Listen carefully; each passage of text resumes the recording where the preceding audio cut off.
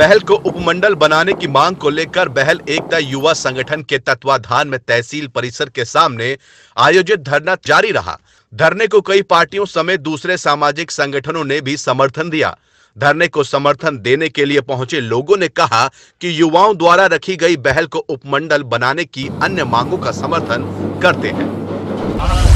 जैसा कि आप सभी को विदित है, ये जो बहल खंड में धरना प्रदर्शन किया गया है, ये बहल को तहसील बनाने के लिए किया गया है और आज इसको तीसरा दिन है। लेकिन अभी तक सरकार की तरफ से कोई हमें आश्वासन नहीं आया है और ये धरना प्रदर्शन तब तक जारी रहेगा जब तक हमें सरकार की तरफ से कोई ठोस आश्वासन नहीं मिलता है। और दूसरी तरफ एक बात ये भी है, इसमें कुछ मांगे हैं, कुछ समस्याएं हैं बहल खंड की जो कि हमारी पूरी नहीं हो रही, बावजूद इसके कि बार बार एमएलएज को, एमपीज को और ज्ञापन सौंपने के बाद भी हमारी ये जो छोटी छोटी समस्याओं का हमें सामना करना पड़ता है, ये हमारी पूरी नहीं हो रही है। ये क्यों पूरी नहीं हो रही है, इसी के लिए हमने ये धरना प्रदर्शन किया था, जिसका आज तीसरा दिन है।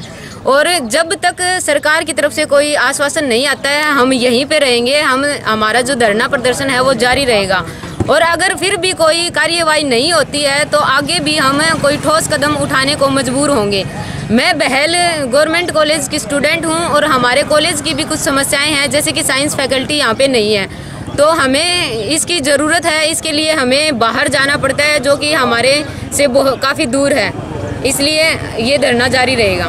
मैं बहल एकता युवा साथियों का साथ देने के लिए आज बहल में आया हूँ और इनको मैंने ऐसी ट्रेनिंग दे दी, ये युवा अपना जोश जो भगत सिंह और जो पुराने क्रांतिकारी नेता कामयाब हैं उससे ज़्यादा कामयाब होकर दिखाएंगे।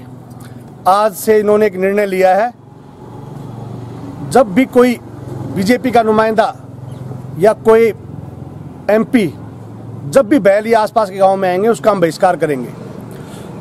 उसमें साथ ये भाई मुझे किसी टाइम बुलाएंगे, इनके आगे खड़ा पाऊंगा और किसी भी नेता को जब तक इनके जो वादे पूरे किए, इन्होंने जो वादे बोल के गए पूरे नहीं किए, उन वादों को अगर जब तक पूरा नहीं करेंगे इनको गांव में नहीं घुसने देंगे और इनको काले झंडे दिखाए जाएंगे।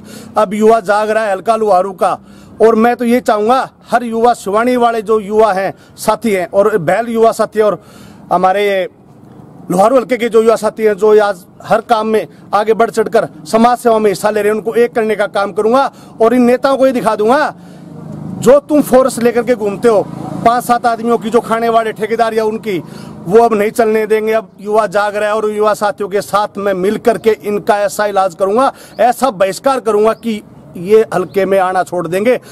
अगर हल्के में आएंगे तो इनको युवाओं का जवाब देना पड़ेगा और इनकी मांगे है वो पूरी करनी पड़ेगी।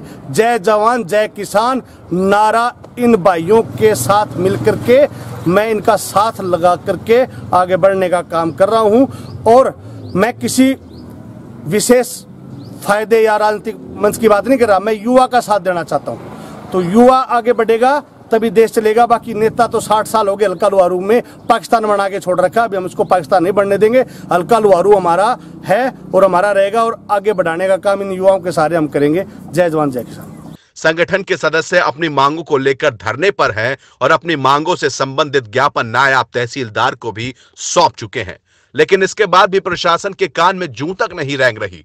बहरहाल सरकार उनकी मांगों को गंभीरता से लेती है या नहीं, ये तो आने वाले समय में ही पता चल पाएगा। लेकिन भाजपा नेताओं को बहल ब्लॉक के गांव में ना घुसने के ऐलान का खामियाजा उन्हें जरूर भुगतना पड़ेगा।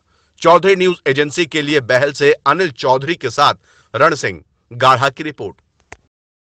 इस क्षेत्र की सबसे पहले खबर पाने के लिए चौधरी न्यूज एजेंसी चैनल को सब्सक्राइब करें और बेल आइकन को दबाना ना भूलें।